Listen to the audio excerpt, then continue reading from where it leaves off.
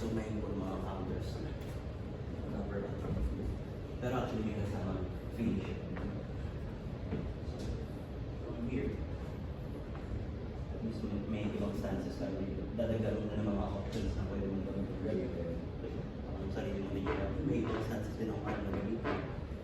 So, actually, naka-triangle ka.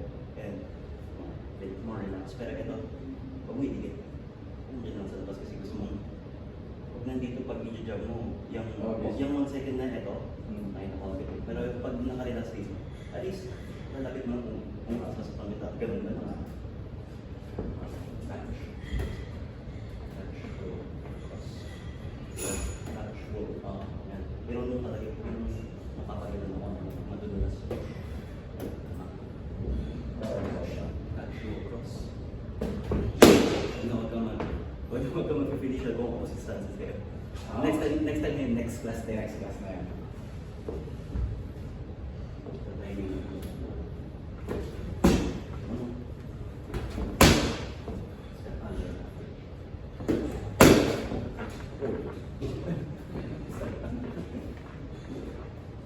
Kasi yung pag-ibig ganyan, either dapat sobrang precise yung timing mo o sobrang exage. Kung in between ka, hopefully, talagang kailangan dapat mas perfect. parang sa na yung sinigurado yung timing at least ka rin na pag perfect pala. Ay, mabukansin mo na wala yung by exage.